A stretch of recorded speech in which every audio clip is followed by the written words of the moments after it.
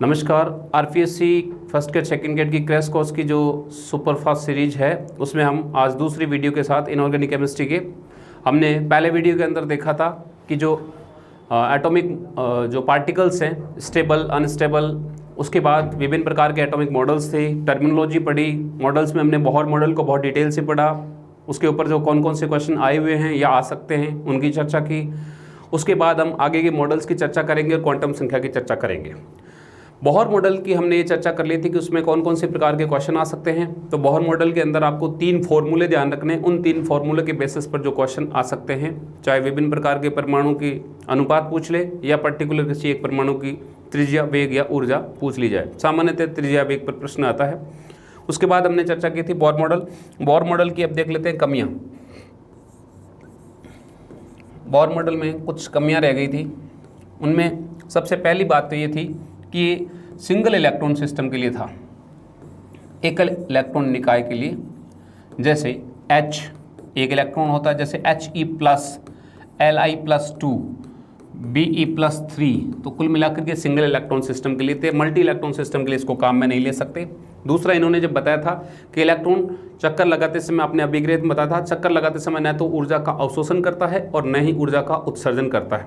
लेकिन वास्तविक रूप से देखा जाए, इलेक्ट्रॉन यदि एक पथ पर लगातार चक्कर लगा रहा है तो उसकी ऊर्जा में कमी होनी चाहिए निरंतर, और उसके बाद एक समय ऊर्जा खो करके वो नाभिक में समा जाना चाहिए। लेकिन लगातार वो चक्कर लगाता रहता है, ऐसी एनर्जी कहाँ से आती है वो ये नहीं समझा पाए।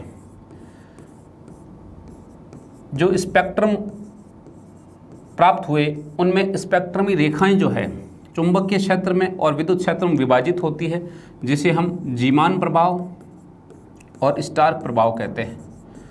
तो जो जीमान प्रभाव है ये मैग्नेटिक फील्ड के अंदर विभाजन होता है और ये इलेक्ट्रिक फील्ड के अंदर विद्युत चुंबकीय बल रेखाओं का विभाजन होता है। इनकी ये स्पष्ट व्याख्या नहीं कर पाए कि विभाजन क्यों होता है। उसके बाद हम देखेंगे हाइड्रोजन स्पेक्ट्रम को, H स्पेक्ट्रम को। स्पेक्ट्रम सामान्यतः विद्युत चुंबकीय बल रेखाओं के रेखा चित्र होते हैं, जो 2 प्रकार के हो सकते हैं, या तो उत्सर्जन या अवशोषण। अवशोषण में हम क्या करते हैं कि जो भी एक पदार्थ है, सोर्स है, उसके ऊपर हम विशेष इंटेंसिटी की लाइट डालते हैं और वो एक निश्चित ऊर्जा स्तर की लाइट को अवशोषित कर लेता है और बाकी को उत्सर्जित करता है। तो उत्सर्जित की गई लाइट से हम ये आइडिया लगा सकते हैं कि पीछे इसने कितनी अवशोषित कर ली, अवशोषण स्पेक्ट्रा।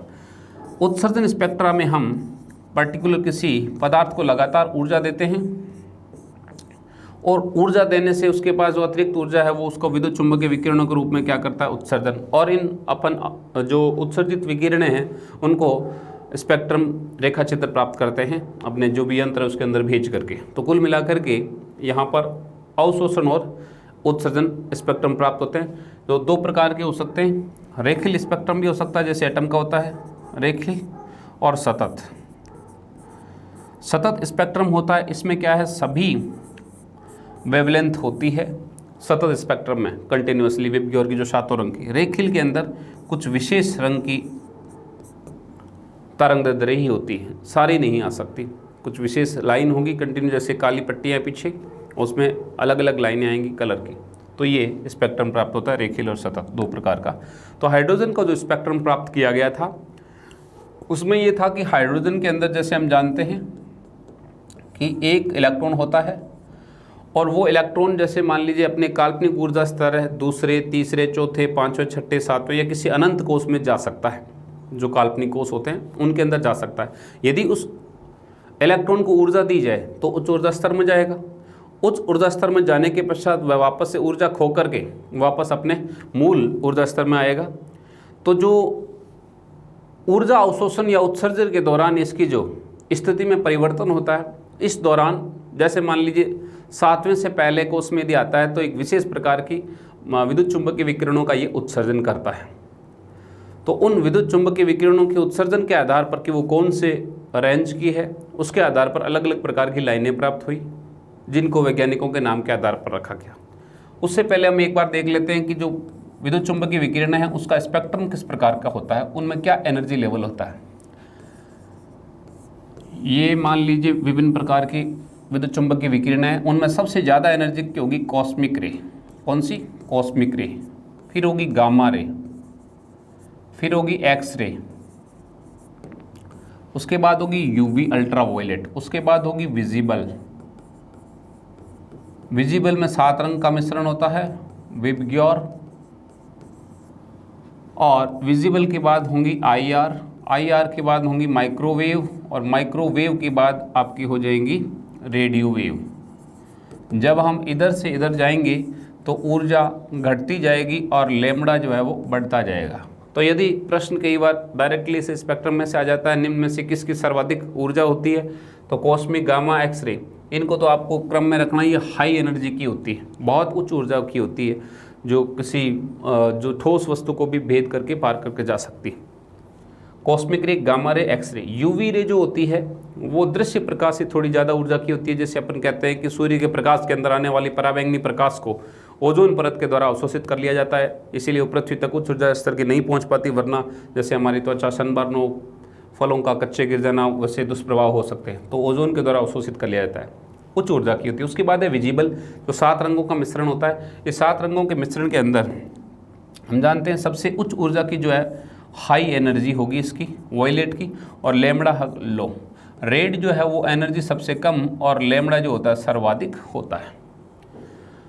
आईआर उससे कम ऊर्जा का, इंफ्रारेड, रेड से भी नीचे एनर्जी, अल्ट्रा वायलेट, वायलेट से भी परे, वायलेट बैंगनी, इसी के आधार पर इनके नाम पड़े, माइक्रोवेव, फिर रेडियो वेव। रेडियो वेव की तरंग दैर्घ्य बहुत ही कम होती है, मीटर किलोमीटर रेंज की होती है, जिसके कारण से आसानी से कहीं भी जा सकता है, पहाड़ों पर, ऊंचाई नीचाई के अंदर। इसीलिए रेडियो जो है हमारे लंबे समय से चलते आ रहे हैं, जो दूर दराज पहाड़ी इलाकों में सैनिक बैठे हैं वो भी इसका आनंद लेते हैं, सुनते हैं, लंबे समय से आप देखते हो, तो इसीलिए जा पाती है तरंगें, उनकी तरंग दैर्घ्य क्या होती है, बहुत ज़्यादा होती है।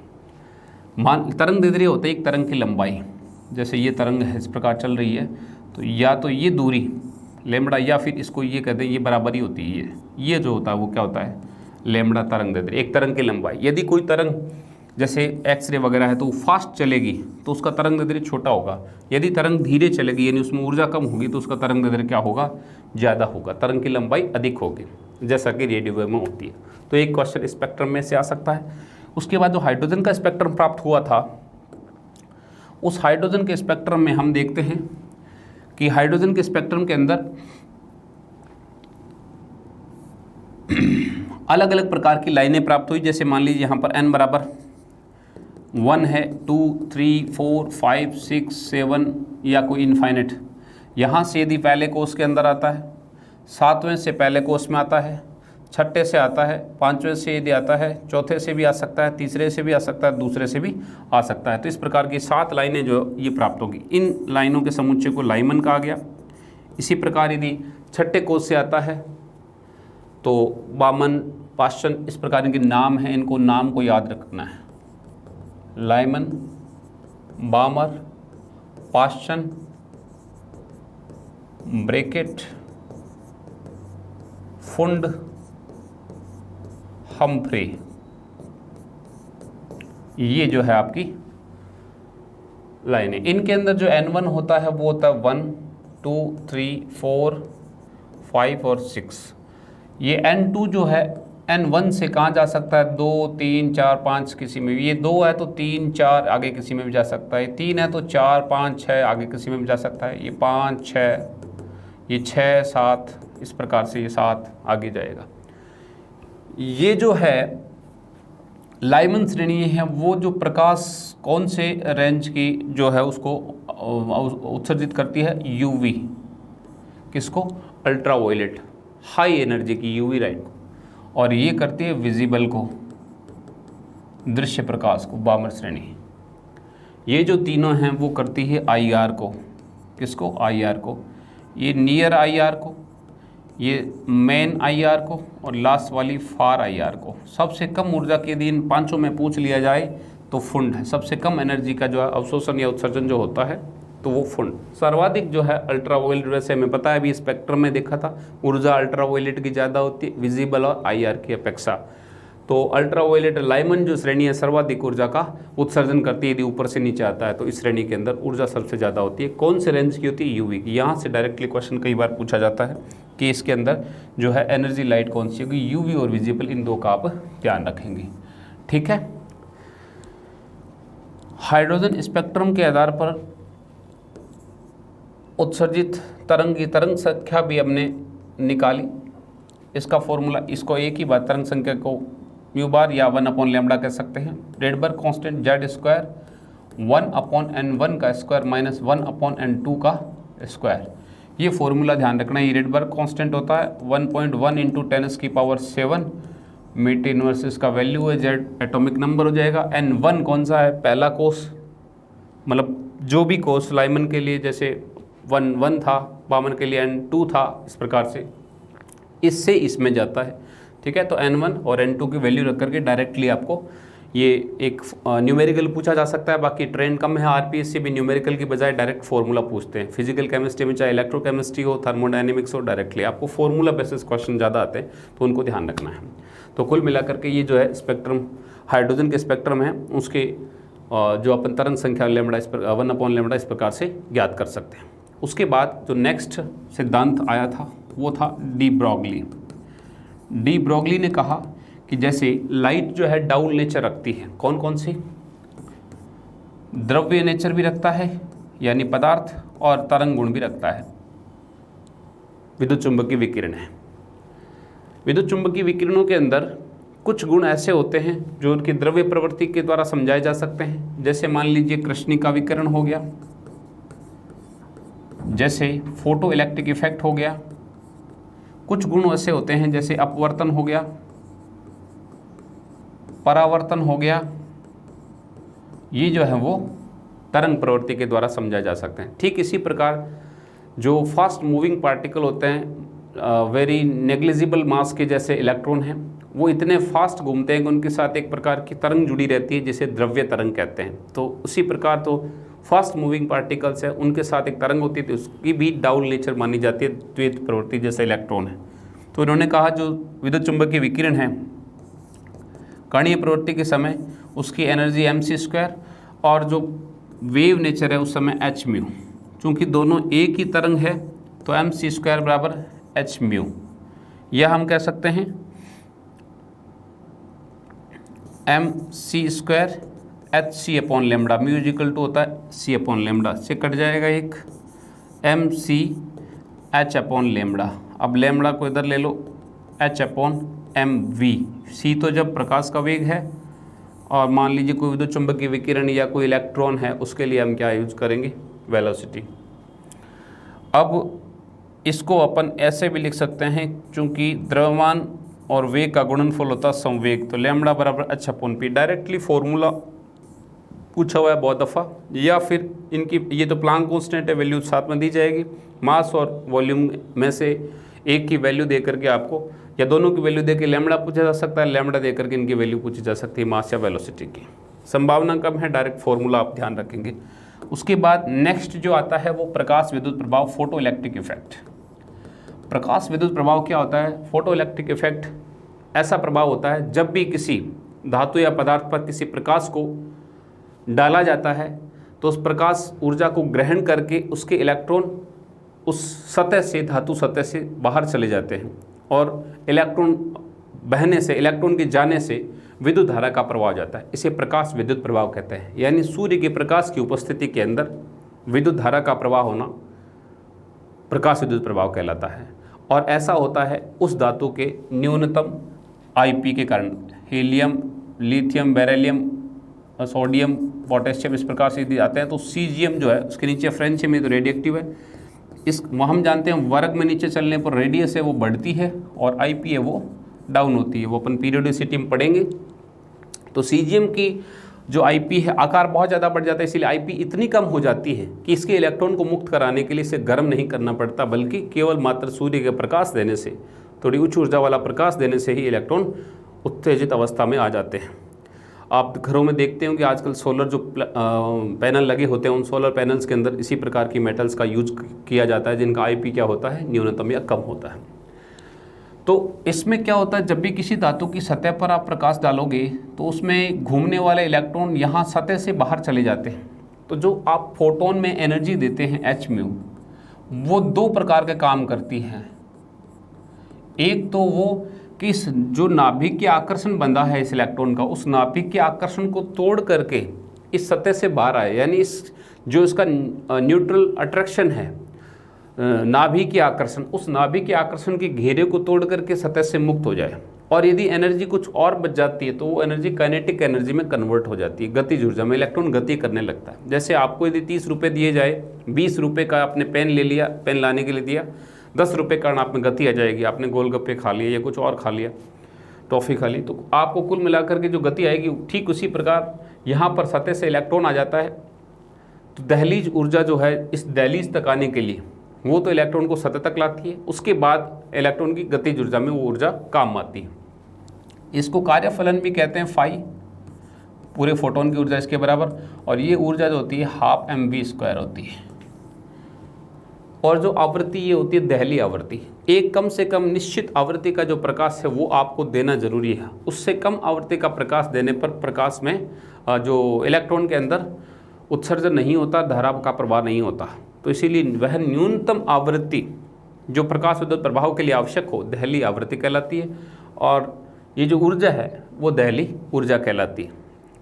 अब इसमें आपके क्वेश्चन एक ही बन सकता है कि यदि आप इस प्रकाश की तीव्रता को बढ़ाते हो तो क्या फ़र्क पड़ेगा। प्रकाश तीव्रता बढ़ाने पर नंबर ऑफ जो इलेक्ट्रॉन्स हैं, नंबर ऑफ इमीडिएट इलेक्ट्रॉन्स वो बढ़ेंगे और जो करंट है वो भी बढ़ जाएगा, क्योंकि इलेक्ट्रॉन बढ़ेंगे तो धारा का मान, धारा प्रवाह बढ़ेगा। यदि आप आवृत्ति बढ़ाते हो, फ्रीक्वेंसी बढ़ाते हो, किसकी, लाइट की फ्रीक्वेंसी बढ़ाओगे तो इलेक्ट्रॉन की जो काइनेटिक एनर्जी है वो बढ़ती है, गतिज ऊर्जा बढ़ती है। तो विद्युत धारा के प्रवाह में तो ज़्यादा फर्क नहीं पड़ता, लेकिन इलेक्ट्रॉन की गतिज ऊर्जा बढ़ती है। यही क्वेश्चन आता है कि क्या फ़र्क पड़ेगा यदि आप प्रकाश की तीव्रता पर बढ़ाओगे तो नंबर ऑफ इलेक्ट्रॉन्स बढ़ेंगे, क्या फ़र्क पड़ेगा यदि फ्रीक्वेंसी बढ़ाओगे तो काइनेटिक एनर्जी है वो बढ़ जाएगी इलेक्ट्रॉन की। बस यही क्वेश्चन आता है। अपन मुद्दे की बात करेंगे, क्वेश्चन की बात करेंगे। ये प्रकाश विद्युत प्रभाव हुआ। तत्पश्चात उसके बाद कोई मॉडल्स ऐसा है नहीं जो क्वेश्चन आने लायक हो, जिसके अपन एक हाइजेनबर्ग का अनिश्चितता का सिद्धांत है। सीधा ध्यान रखना है कि कोई भी ये जो सूक्ष्म कण हैं उनके लिए अपन जो है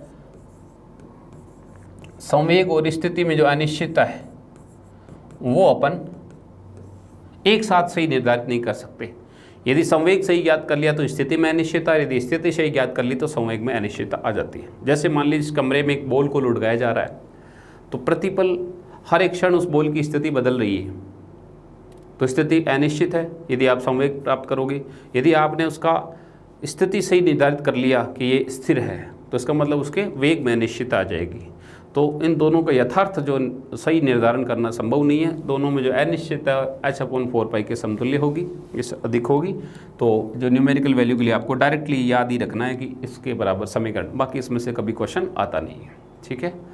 एक उसके बाद आता है श्रोडिंगर का वेव इक्वेशन, डायरेक्टली इक्वेशन याद करनी है। और बाकी उसका जो पीजी का पोर्शन है उसके अंदर 3 समीकरण है, डायरेक्टली समीकरण याद करनी, वो लिख देंगे। जब पीजी वाला अपन स्टार्ट करेंगे पहला यूनिट, उसके अंतर्गत इसको पढ़ेंगे अपन। उसके बाद आता है बहुत ही महत्वपूर्ण टॉपिक क्वांटम संख्या। क्वांटम संख्या, क्वांटम नंबर, ये बहुत इंपॉर्टेंट टॉपिक है। यहाँ से प्रश्न 100% आता है।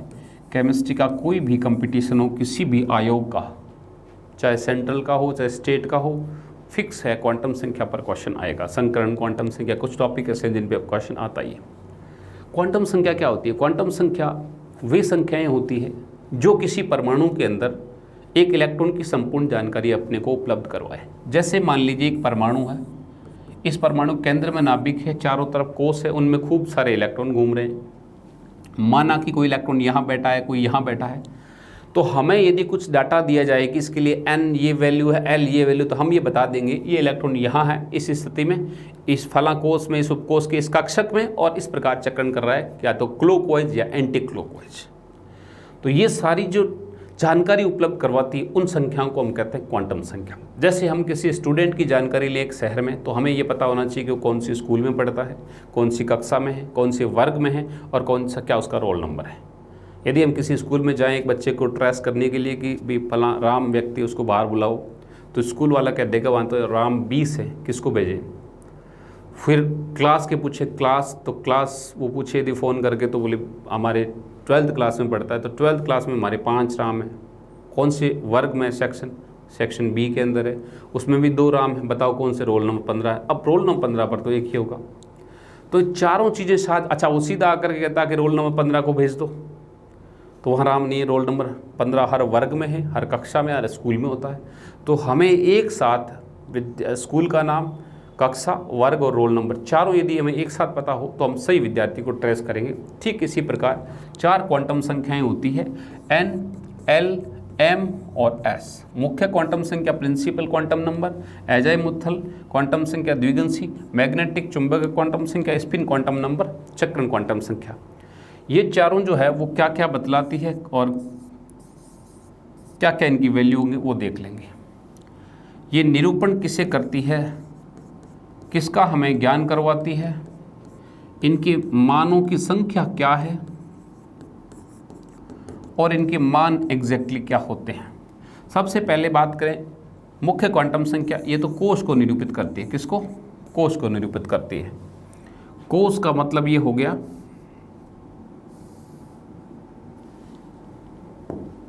ये कोश को निरूपित करती है कि भाई जिस प्रकार से एक परमाणु है उसके अंदर कई कोश होते हैं, कोशों में उपकोश होते हैं, तो हमें ये पता चलेगा केवल कि ये इलेक्ट्रॉन इस कोश में है। तो ये कोश को, द्विगंशी क्वांटम संख्या उपकोश को, और चुंबकीय क्वांटम संख्या कक्षक को, और चक्रण क्वांटम संख्या इलेक्ट्रॉन को निरूपित करती है। अब कोश से हमें किस बात की जानकारी मिलती है, ये किसका ज्ञान करवाती है? कोश से हमें पता चलता है आकार का, उस परमाणु के इलेक्ट्रॉन अब्र का आकार कितना बड़ा होगा वो हमें कैसे पता चलेगा। जैसे किसी परमाणु के अंदर एक ही कोश है और एक दूसरे परमाणु के अंदर यहाँ पर 4 कोश है, तो हम ये कह सकते हैं इसका साइज छोटा है, इसका साइज बड़ा है, तो यानी आकार का पता चलता है कोश से। उपकोश हमें इलेक्ट्रॉन अब्र की आकृति बतलाता है। जैसे हम कहेंगे परमाणु S उपकोश में तो गोलाकार इलेक्ट्रॉन अब्र, P में है तो डमलाकार, D में तो द्विडमलाकार, F जटिल। तो कुल मिलाकर के हमें ये पता चलता है कि इलेक्ट्रॉन अब्र की आकृति किस प्रकार की। कक्षक, एक कक्षक में कई प्रकार के, एक उपकोश में कई प्रकार के कक्षक हो सकते हैं। जैसे P में 3 होते हैं, PX, PY और PZ। X Y विन्यास, X Y और ये जो है Z, 3 अक्ष हैं। PX कक्षक को अपन बात करें तो उसमें इलेक्ट्रॉन पालियाँ जो होगी इलेक्ट्रॉन अब्र वो X एक्सिस पर होंगी, PY में वो Y एक्सिस पर होंगी, और PZ के अंदर वो Z एक्सिस में होंगी। तो कुल मिलाकर के इलेक्ट्रॉन अब्र किस अक्ष में फैला हुआ है, उसका अभिविन्यास ओरिएंटेशन क्या है, वो हमें बतलाती है चुंबकीय क्वांटम संख्या।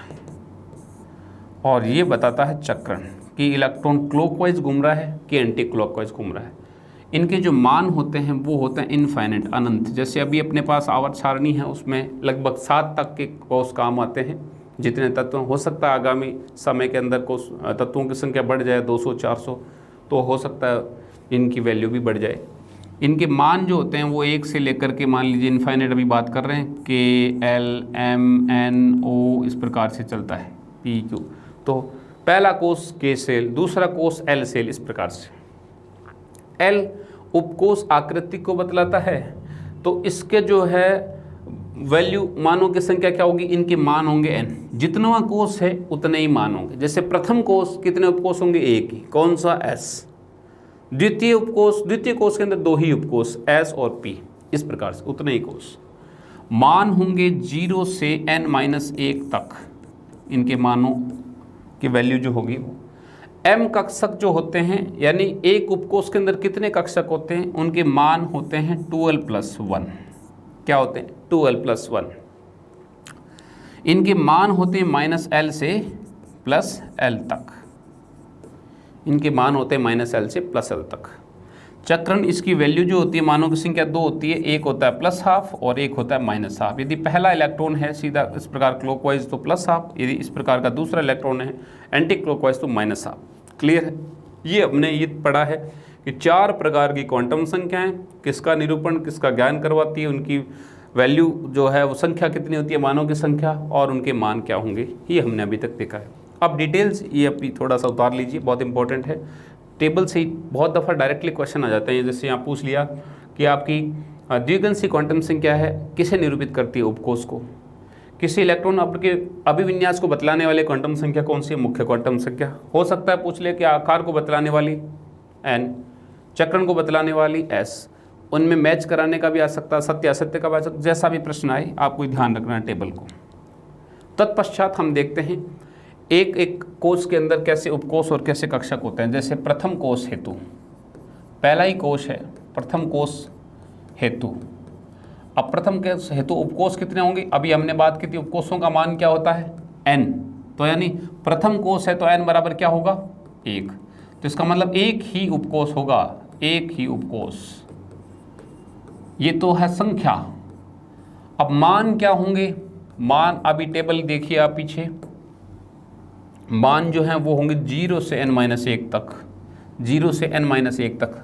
तो n बराबर 1 है, 0 से n यानी 1 है तो 1-1 तक, 0 से 1-1 0 तक, 0 से 0 तक क्या होगा 0, और 0 जो वैल्यू हमने रखी वो s उपकोष के लिए रखी।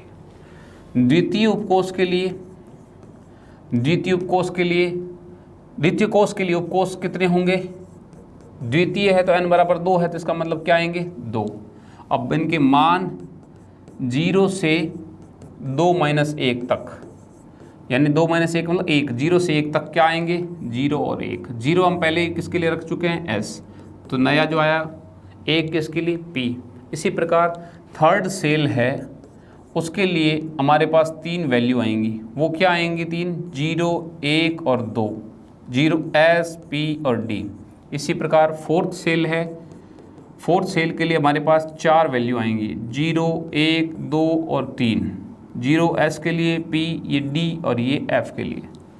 इस प्रकार आपको एक टेबल ड्रॉ कर लेनी है कि कौन सा उपकोष है और उसके लिए l के मान क्या है, s p d f g h i। अब इनकी वैल्यू लिख देते हैं अपन, 0, 1, 2, 3, 4, 5, 6। एक क्वेश्चन आपके इसमें से आ जाता है। अभी बताते हैं आगे क्वेश्चन क्या आता है। आपको ये ध्यान रखना है S P D F G H I 0, 1, 2, 3, 4, 5, 6 clear है। अब देखो आगे हम देखते हैं। अच्छा ये हमने देखा है एक कोष में कौन से उपकोष हैं। अब आगे हमें ये भी देखना है कि एक कोष में हमने देखा उपकोष कौन कौन से होते हैं, ये अभी देख ले 4 प्रकार के।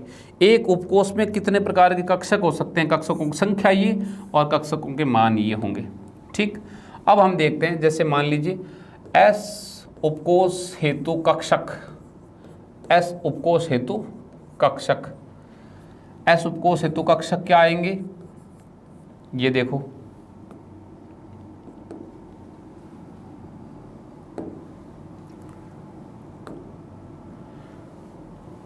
कक्षक 2l+1 l, और l जो अभी देखा था हमने किसके लिए,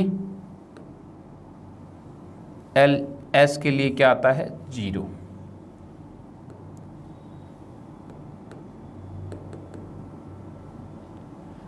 s के लिए s उपकोष हेतु कक्षक फॉर्मूला हमारे पास 2l+1, और s के लिए जो l था वो 0 था, 2 × 0 + 1 बराबर क्या आएगा 1। p के लिए क्या आएगा, p के लिए 2 × p के लिए l का मान क्या होता है, ये देखिए p के लिए l का मान 1 होता है, तो हम क्या रखेंगे 2 ×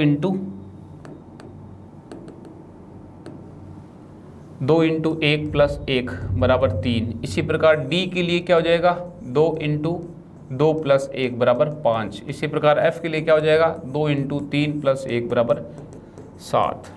तो कुल मिलाकर कक्षकों की संख्या हम इस प्रकार निर्धारित कर सकते हैं। तो S में एक कक्षक है तो एक डब्बा बनेगा, और इनके जो मान हैं वो -l से +l तक होते हैं। तो -l से +l तक l का मान इसके लिए क्या होता है, s के लिए 0 होता है, ये रहा 0 s के लिए। तो इसका मतलब क्या 0 का प्लस और क्या -0 ही आएगा। p के लिए हमारे पास 3 कक्षक आएंगे, 3 कक्षक के लिए l का मान कितना है 1।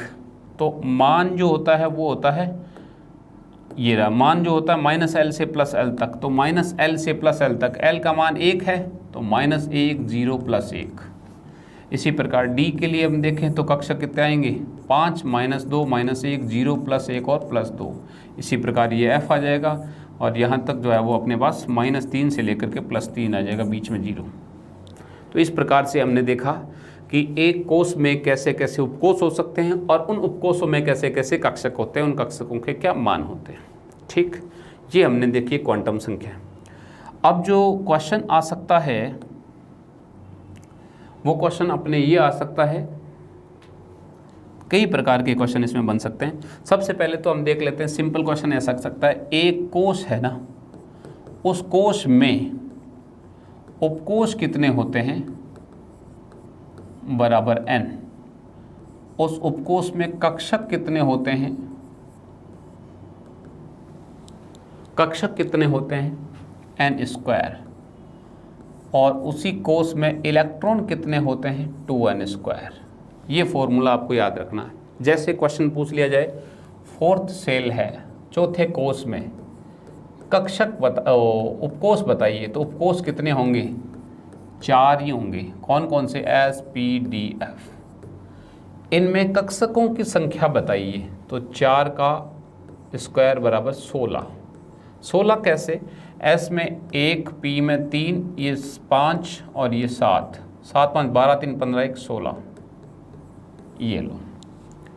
पूछा जाए इलेक्ट्रॉन की संख्या कितनी होगी, तो 16 दूनी 32, 2 का स्क्वायर 32। क्वेश्चन थोड़ा घुमा करके भी आ सकता है कि n बराबर 3 हेतु एक समान चक्रण वाले इलेक्ट्रॉन की संख्या, इलेक्ट्रॉन की संख्या बताइए। अपन क्वेश्चन की बात करेंगे, क्वेश्चन ओरिएंटेड, ऑब्जेक्टिव ओरिएंटेड कि क्वेश्चन कैसे आ सकते हैं, आपकी ज़्यादा से ज़्यादा प्रैक्टिस हो जाए। यहाँ आ जाए, ये हो गया 18, B हो गया 9, C हो गया 16, D हो गया 3। तो आंसर क्या हो जाएगा, देखिए जब n बराबर 3 है, हमें पूछा है इलेक्ट्रॉन, तो पहले इलेक्ट्रॉन की संख्या निकाल लीजिए, 2n स्क्वायर, 2 इंटू 3 का स्क्वायर, 3 3 9 दूनी 18। ये टोटल इलेक्ट्रॉन है, लेकिन पूछा क्या है, सिली मिस्टेक नहीं कर देना, एक समान चक्रण वाले। 2 प्रकार के चक्रण होते हैं, एक का क्लॉकवाइज, एक का एंटी क्लॉकवाइज। एक जैसे चक्रण रखने वाले 9 ही होंगे, 9 का एक जैसा, बाकी 9 का दूसरे से ऑपोजिट। तो एक समान चक्रण रखने वाले 9 आंसर होगा। हम कई बार फॉर्मूला लगाते हैं, पहला ऑप्शन आता है 18, खुश हो जाते हैं गेस करके, आगे घर आके देखते हैं अल्ले ये गड़बड़ कर दी। ये होती है सिली मिस्टेक्स। इसीलिए प्रेजेंस ऑफ माइंड रखना और बार बार अभ्यास करना ही समस्या से निजात पा सकता है। और ये बहुत बड़ी समस्या है, कई बार हम बहुत अच्छी तैयारी होते हैं, उसके बावजूद भी हम सिली मिस्टेक्स के कारण बाहर हो जाते हैं। जैसा मैंने बताया था, मेरे साथ हो रखा है एक बार, उसके बाद उस चीज़ पर काम किया था तो फ़ायदा मिला। तो आपको भी ध्यान रखना है प्रेजेंस ऑफ माइंड और बारंबार अभ्यास। अब इसी प्रकार हम उपकोष की बात करें, उपकोष में कक्षक कितने होते हैं, एक उपकोष में कक्षक होते हैं 2l+1, और उसमें इलेक्ट्रॉन कितने हो सकते हैं 2 2l+1। सिंपल सी बात है, हमने कह दिया P उपकोष है, उसमें कक्षक निकालने हैं, आपको निकाल लो। P के लिए L का मान 1 होता है, तो 2 × 1 + 1 बराबर 3। आ जाए G उपकोष हेतु कक्षक कितने होंगे, तो G के लिए हम यदि पहले बात करें, G के लिए L का मान क्या होता है 4, तो 2 × 4 + 1 बराबर 9। I के लिए निकालना हो तो I के लिए मान देखिए 6, तो 2 × 6 + 1 बराबर 13। तो कुल मिलाकर के हमारे पास इस प्रकार के प्रश्न यदि आ जाएं तो हम डायरेक्टली फॉर्मूला याद रखना है, उपकोष, एक कोश में उपकोष कक्षक और इलेक्ट्रॉन, एक उपकोष में कक्षक और इलेक्ट्रॉन, डायरेक्टली सोल्व कर सकते हैं।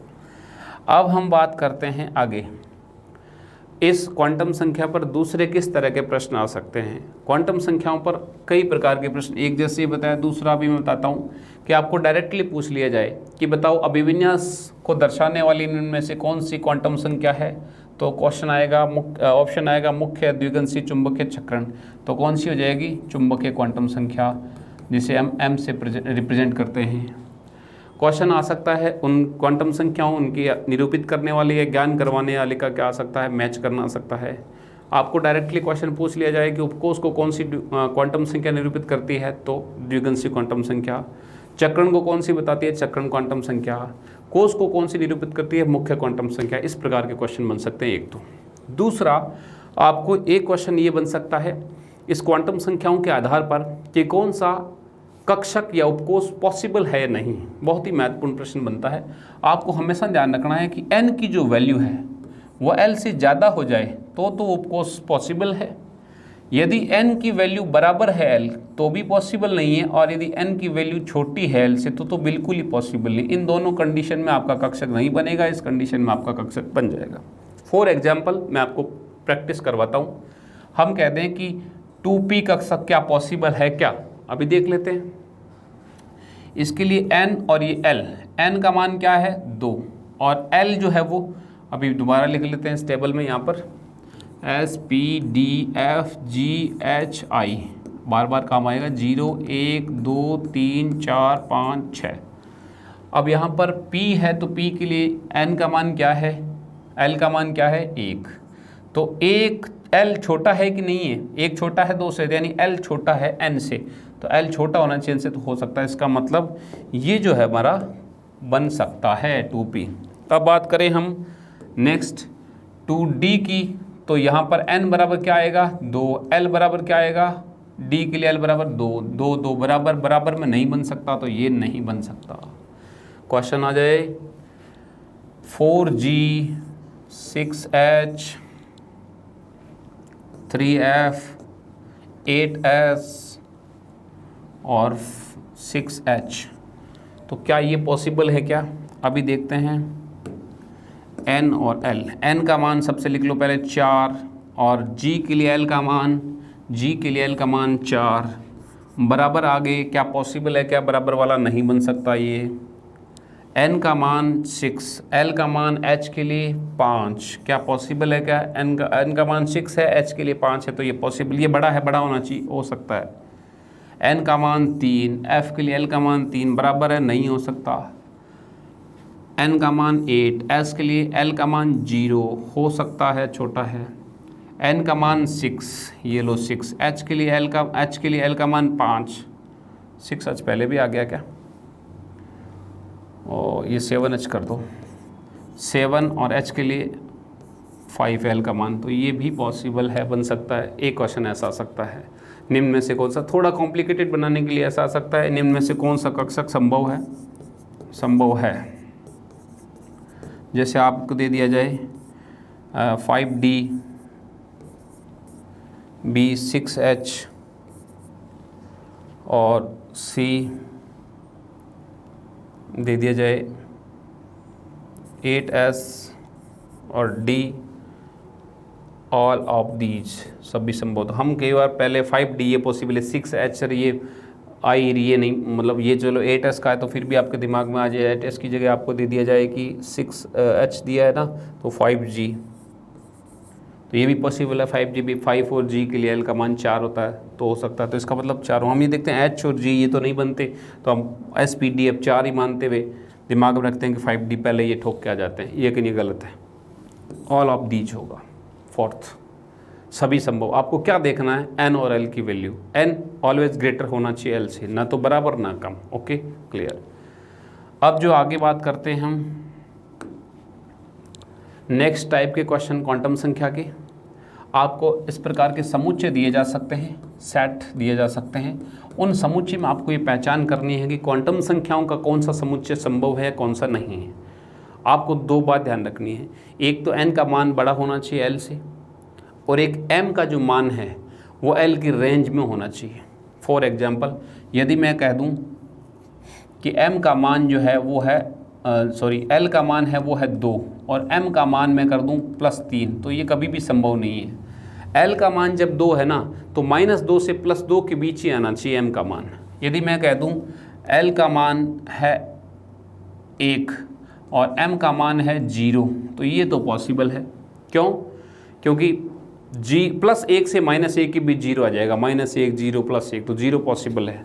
यदि l का मान 1 है तो +2 +3 -3 -2 ये पॉसिबल नहीं है, यानी 1 से ऊपर की अंक जो वैल्यू है वो पॉसिबल नहीं है।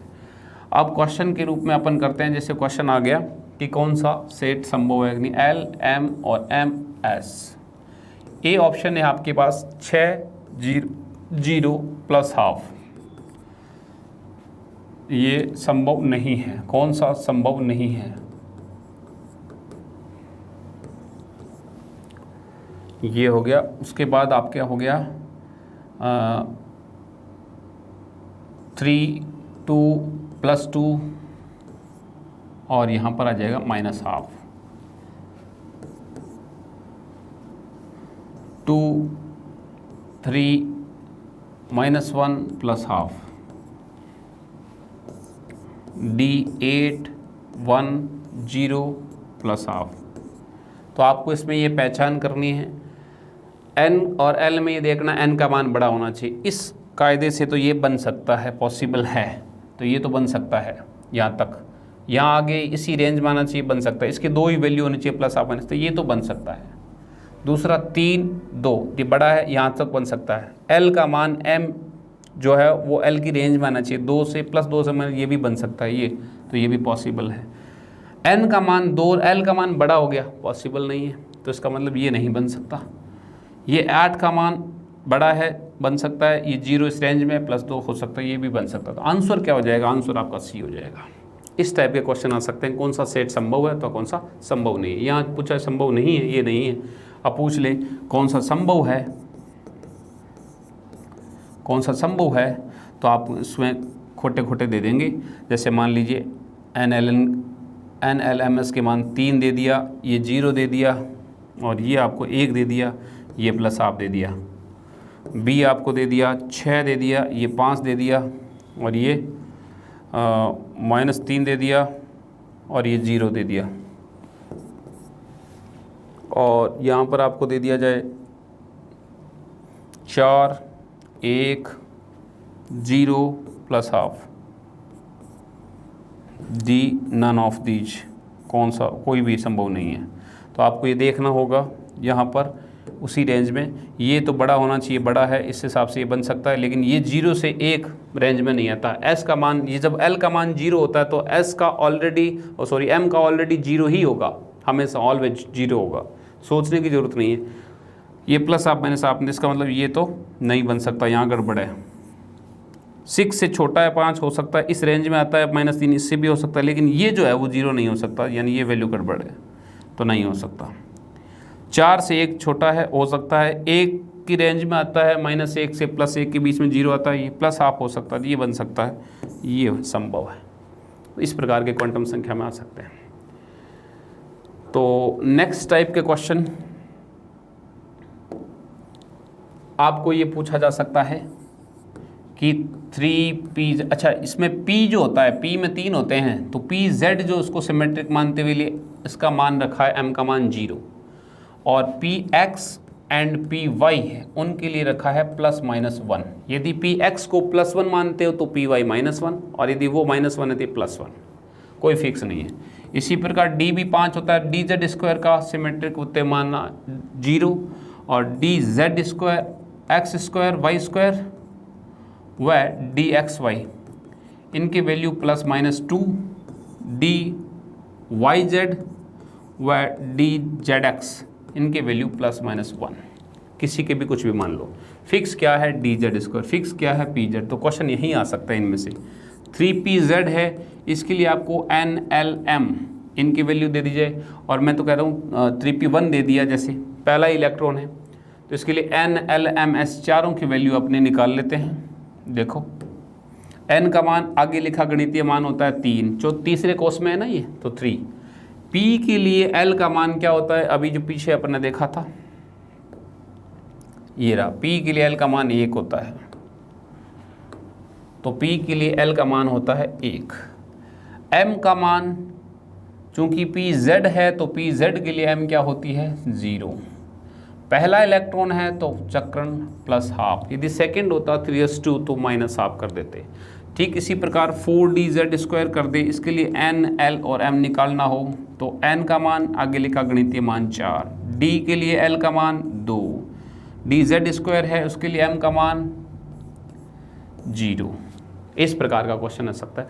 तो क्वांटम संख्याओं में कई प्रकार के क्वेश्चन आ सकते हैं। सीधा किसको निरूपित करती है, किसका ज्ञान करवाती है, 1 नंबर का क्वेश्चन एक टाइप का। दूसरे टाइप का ये पूछा जा सकता है इनमें कौन कौन से किस कक्षक में पर्टिकुलर एक उपकोष का दे दिया जाए, एक कक्षक का दे दिया जाए, इसके लिए NLMS या NLM की वैल्यू बताइए, या केवल NL का पूछ सकते हैं, या केवल L की पूछ सकते हैं वैल्यू, या फिर आपको ऐसा समुच्चय दे दिया जाता है जिस समुच्चय के अंदर आपको पूछा जा सकता है कि इनमें से कौन सी वैल्यू हो सकती है पॉसिबल है, कौन सी नहीं हो सकती है। आपको ये भी दिया जा सकता है कि क्वांटम संख्याएं हैं उनमें से जो मैच करने के लिए कि भाई इस एटम की या इस समुच्चय की क्वांटम संख्याओं की वैल्यू है, जैसे ये है, तो इनका मैच करने के लिए दिया जा सकता है। और एक जो क्वेश्चन है वो आपको ये भी दिया जा सकता है कि जैसे मान लीजिए कि सोडियम है, उसका संयोजी इलेक्ट्रॉन है 11वां, उसके लिए क्वांटम संख्याओं का मान क्या होगा, सभी क्वांटम संख्याओं का मान। चूँकि हम जानते हैं सोडियम का इलेक्ट्रॉनिक विन्यास 1s2, 2s2 और 2p6 और 3s1 होता है, तो अंतिम इलेक्ट्रॉन कौन सा है, 3s1। इसके लिए चारों क्वांटम संख्याओं का मान यदि पूछा जाए तो n, l, m, s। n आगे लिखा क्या होता है, गणितीय मान, तो तीसरा कोस है तो n3। s के लिए l का मान 0, जब ये 0 तो ऑलरेडी ये 0 होगा, कोई दिक्कत ही नहीं है, सोचने की जरूरत नहीं। पहला इलेक्ट्रॉन है +1 +½ यदि आपको ये कह दिया जाए कि 4 क्वांटम संख्याएं हैं 3, 0, 0 +½ चलो इसको -½ कर दो, +½ दिया था, -½ ये चारों क्वांटम संख्याएं किस तत्व के अंतिम इलेक्ट्रॉन की है, तो हमें यहाँ रखेंगे विन्यास 3, ये S और ये भी S है, कक्षक तो डब्बा वही रहेगा, -½ n दूसरा इलेक्ट्रॉन है 3s2। ऐसा कौन सा इलेक्ट्रॉन है जिसका अंतिम इलेक्ट्रॉन 3s2 विन्यास रखता है, 3s1 रखता है सोडियम, तो 3s2 रखेगा मैग्नीशियम, तो ये जो तत्व आएगा वो क्या आएगा, मैग्नीशियम। तो इस टाइप के क्वेश्चन भी आ सकता है। आई थिंक हमने सभी प्रकार के जो क्वेश्चन आज तक आरपीएससी में आए हुए हैं या संभावित हैं उन सब की चर्चा कर ली है। सीधा मान पूछ सकते हैं, ज्ञान और निरूपण किसका करती है, आपको पूछा जा सकता है कौन सी क्वांटम संख्या ये इन कक्षकों के मान देकर के, आपको इलेक्ट्रॉनिक विन्यास देकर के पूछा जा सकता है, आपको ये पूछा जा सकता है कौन सा कक्षक बनना संभव है या नहीं, उसके लिए n l उनका ध्यान रखना है कि n का मान जो है वो बड़ा होना चाहिए l से, और जो चुंबकीय क्वांटम संख्या जो वैल्यू है उसका l की रेंज में मान होना चाहिए। तो उस आधार पर अपन कौन से संभव है कौन सा असंभव वो अपन कर सकते हैं। आपको क्वांटम संख्याओं का 4 समुच्चय दिया जा सकता है, उनमें से कोई एक संभव नहीं है या संभव है उसका क्वेश्चन दिया जा सकता है। यानी वही 2 बातें ध्यान रखनी है, n का मान l से अधिक होना चाहिए और m का मान l की रेंज में आना चाहिए। तो समुच्चय कौन दे दे चारों, चाहे कौन सा बन सकता है चाहे कौन सा नहीं बन सकता है, अपन कोई भी कर सकते हैं। असंगत जो छांटना है वो कर सकते हैं। बातें 2 ही ध्यान रखनी है, l का मान n से छोटा या n का मान बड़ा होना चाहिए, और जो m के मान है, जो m के मान वो l की रेंज में आना चाहिए। जैसे l का मान 2 हो गया तो +3 या -3 नहीं हो सकता, +2 से -2 तक कुछ भी हो सकता है। मेरे हिसाब से क्वांटम संख्याओं के सभी क्वेश्चन आपने कर लिए होंगे, बहुत बढ़िया। ये क्वांटम संख्या जो टॉपिक है वो हर ऑब्जेक्टिव कंपटीशन में आता है और इसके क्वेश्चन पक्का आते हैं। आपने इतने सारे क्वेश्चन यदि कर लिए, सही हो रहे हैं, तो सुनिश्चित आपके एग्ज़ाम में भी सही होगा। इसके अलावा जैसे ही चैप्टर ख़त्म होगा तो उसके बाद भी हम क्या करेंगे, आरपीएससी में जितने टाइप के क्वेश्चन आए हुए हैं वो अपन करेंगे। आज 2 वीडियो हुए हैं, उसमें अपनी इनऑर्गेनिक केमिस्ट्री में लगभग पहला चैप्टर जो है एटॉमिक स्ट्रक्चर उसको पूरा कर लिया है। अब आगे जो इसी एटॉमिक स्ट्रक्चर में जुड़ी हुई यूनिट है पीरियोडिसिटी, उस पीरियोडिसिटी के लिए एक वीडियो में मैं इसको फिनिश कर दूंगा, आपको बस साथ निभाना है। तकरीबन 70-75 मिनट की क्लास बनेगी जिसमें साइज और आईपी पर अपन गहराई से चर्चा करेंगे, वहाँ से क्वेश्चन आने की पूरी संभावना है। तो इस प्रकार से 3 वीडियो के अंदर अपना एक यूनिट होगी, तो तकरीबन आपने 50 से 60 जो है उस पूरे कोर्स की वीडियो होंगे, जिसमें ये तो बेसिक चैप्टर हैं, एटॉमिक पीरियोडिसिटी और केमिकल बॉन्डिंग। यदि ये तीनों चैप्टर हम अच्छी तरह से समझ लें तो हमें S, P, D, F, transition, coordination, उनमें सब में किसी में दिक्कत नहीं आएगी, क्योंकि कोऑर्डिनेशन में भी हम वापस वही पढ़ते हैं, VSEPR, हाइब्रिडाइजेशन, जो कि हम केमिकल बॉन्डिंग में पढ़ चुके होते हैं। तो कुल मिलाकर के नींव के पत्थर हैं तीनों इनऑर्गेनिक केमिस्ट्री के। इसी प्रकार ऑर्गेनिक केमिस्ट्री के जो GOC फर्स्ट एंड सेकंड हम पढ़ेंगे उनको थोड़ा टाइम दे के पढ़ेंगे, बाकी ऑर्गेनिक ईजी होती चली जाएगी। फिजिकल केमिस्ट्री के अंदर चैप्टर बाय चैप्टर अपन देखेंगे, सबका अपना अपना अलग अलग महत्व है। जिसमें न्यूमेरिकल करना है उसमें न्यूमेरिकल करेंगे, जिसमें डेरिवेशन करना है उसमें डेरिवेशन करेंगे। तो आपको बिल्कुल भी घबराने की ज़रूरत नहीं है, आप मेरे साथ बने रहिए, आप इत्मीनान रखिए, विश्वास रखिए। आपने जो भी जिस भी संस्थान से, जिस बुक से अपनी तैयारी की है, जिस नोट से तैयारी की है, अपनी तैयारी रेगुलर कीजिए। बस 2 से ढाई घंटे आप अपने इस कोर्स को डेली कम से कम दे दें मेरे साथ, तो बहुत अच्छा आपका रिवीजन हो जाएगा। मैं पहले से ही इसी स्पीड से बोल रहा हूँ, इसी स्पीड से चल रहा हूँ कि आपका समय बिल्कुल भी अपव्यय नहीं होगा और मैंने पहले दिन ही कह दिया था थोड़ी मैं स्पीड ज़्यादा रखूँगा, बोलने में भी समझाने में भी, क्योंकि समय आपके पास कम है। आपकी सहूलियत को ध्यान में रखते हुए मैं ऐसा कर रहा हूँ। हालांकि बहुत तकलीफ होती है फास्ट बोलने में, फास्ट कराने में, लेकिन फिर भी आपका समय जो है वो सीमित है, आपके पास 40 ही दिन रहे, तो इसीलिए अपन जल्दी से इसको फिनिश कर सकें। तो आप अच्छी तरह से इसको फास्ट मोड पे रिवाइज कर लेंगे, आपका आत्मविश्वास बढ़ेगा। मैं टॉपिक के साथ ही क्वेश्चन कराए जा रहा हूँ, जैसे अभी क्वांटम संख्याओं के 20 क्वेश्चन कर लिए, फिर परसों की जो क्लास है उसमें अपन आरपीएससी में जो क्वेश्चन आए हुए हैं उसकी चर्चा करेंगे, जितने भी प्रकार के या संभावित बन सकते हैं मैं खुद भी बनाऊंगा। फिर टेस्ट सीरीज हैं उसमें मैं क्वेश्चन खुद क्रिएट करूंगा, आरपीएससी में आए उनमें से कलेक्ट करके उसमें भी सेलेक्ट करेंगे। तो कुल मिलाकर के बहुत से प्रश्नों का अपने इतना ज़्यादा प्रैक्टिस हो जाएगी कि हम जो है प्रश्न उस टॉपिक में से गलत ना करें, ऐसी पॉसिबिलिटी हो जाएगी। तो आपका बारंबार जब क्वेश्चन सही होगा, यहाँ सही हो रहा है, आरपीएससी का आईएमएम उसमें ठीक आ रहा है आपको, और जब टेस्ट हो रहा है अपना, टेस्ट में आपके अच्छे नंबर आ रहे हैं, तो आपका आत्मविश्वास बढ़ेगा। सिलेक्शन के लिए 2 ही चीज़ ज़रूरी है आपकी, पहले भी अपन चर्चा कर चुके हैं। आपका नॉलेज अच्छा हो, बारंबार पढ़ना पड़ेगा, आपका कॉन्फिडेंस अच्छा हो, इसके लिए आपको प्रैक्टिस करनी पड़ेगी। ये कहीं मार्केट में नहीं मिलता कॉन्फिडेंस, ये आपका इनबिल्ट चीज़ है, या अभ्यास से आप कर सकते हो। आपको ये खुद को विश्वास दिलाना पड़ेगा कि अपनी एक सीट तो पक्की है। वो तब होगा जब आप एकदम इजी रहेंगे, कॉन्फिडेंट रहेंगे, अच्छी नींद लेंगे और अच्छी तरीके से पढ़ेंगे। पूरी जब भी जितना भी पढ़ते हो कंसंट्रेशन लगा, मन लगा के कंसंट्रेट होकर के पढ़ो। बहुत ज़्यादा लंबा चौड़ा टारगेट करने की या फिर उटपटांग करने की कोई ज़रूरत नहीं है। अपन टारगेट बना लेते हैं कि भाई ये कर देंगे, अचानक से अपने अंदर भूत जागता है कि बस चयन कर लेंगे रातों रात ही, तो हम दिन में 16-17 घंटे का टाइम टेबल बना के छोड़ देते हैं, 2 घंटे के बाद ही टाइम टेबल फेल हो जाता है।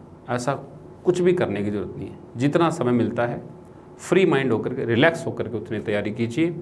और आपने जो भी अपने हिसाब से जीके की स्ट्रेटजी बनाई है, सब्जेक्ट की स्ट्रेटजी इस हिसाब से रखिए। जो पढ़ा हुआ है, जिस टॉपिक को अपन पढ़ रहे हैं उसको एक बार जो भी आपने जिस भी नोट से, जिस भी टीचर से पढ़ा है वो देख लीजिए। फिर फटाफट से रिवीजन मोड में, वैसे भी स्पीड फास्ट है, फिर भी आपको लगता है तो 1.5 गुना या 2 गुना करके इसको देख लीजिए। बहुत कम समय लगेगा, 50 मिनट का वीडियो है, वो आप आराम से 35-30 मिनट में देख सकते हैं। 30-35 मिनट कोई ज़्यादा नहीं होता। इसमें खूब सारे क्वेश्चन भी आप कर रहे हो। फिर आरपीएससी के क्वेश्चन या आपके पास जो ऑब्जेक्टिव गाइड जो मटेरियल है उसमें से आप मिलाइए, आपका आत्मविश्वास बढ़ेगा। यकीन मानो कि आपको खुद को यकीन होने लगेगा कि अपन सिलेक्शन की ओर बढ़ते जा रहे हैं धीरे धीरे। इसी प्रकार से जैसे अपन ने ये चैप्टर किया एटॉमिक स्ट्रक्चर, अब इसमें तो एक छोटा सा टॉपिक और है ऑफ वो सिद्धांत, वो अगली क्लास में अपन कर लेंगे पीरियोडिसिटी के साथ ही। तो आप यकीन मानिए कि हमारा इसके पश्चात कोई क्वेश्चन गलत नहीं होगा जो टॉपिक यहाँ चर्चा कर ले, क्योंकि मैं ऐसा प्रयास कर रहा हूँ जो टॉपिक अपन चर्चा कर रहे हैं, जो चैप्टर पढ़ रहे हैं, उनके ऑब्जेक्टिव जो क्वेश्चन बनते हैं जितने भी प्रकार से बहुआयामी तरीके से कैसा भी बन सकता है, उन सब की यहाँ चर्चा कर रहे हैं। फिर भी कोई यदि मिस हो जाता है तो आरपीएससी में आए हुए क्वेश्चन को अपन उसमें सम्मिलित कर लेंगे। फिर भी रह जाता है तो अपन जो टेस्ट सीरीज चला रहे हैं उस टेस्ट सीरीज के अंतर्गत अपन उसको इन्वॉल्व कर लेंगे। तो यानी कहीं न कहीं प्रकार से क्वेश्चन अपने पास आ जाएगा, कुछ भी नहीं छूटेगा। बस आपको मेरे साथ बना रहना है विश्वास करके, और आप इस वीडियो को या जो अपना मटेरियल है उसको आपने जितने भी परिचित हैं, सहपाठी हैं, उन तक फॉरवर्ड करें ताकि वो भी लाभान्वित हो सके। आपका एक टेस्ट सीरीज के अंदर अच्छी कॉम्पिटिटिव माहौल क्रिएट हो सके। जितने ज़्यादा लोग होंगे आपको पता चलेगा कि अब मैं कहाँ स्टैंड कर रहा हूँ, और डे बाय डे आप अपने आप से प्रतिस्पर्धा करते हुए अपने आप में इम्प्रूवमेंट कीजिए। दूसरे से प्रतिस्पर्धा करने की ज़रूरत नहीं है।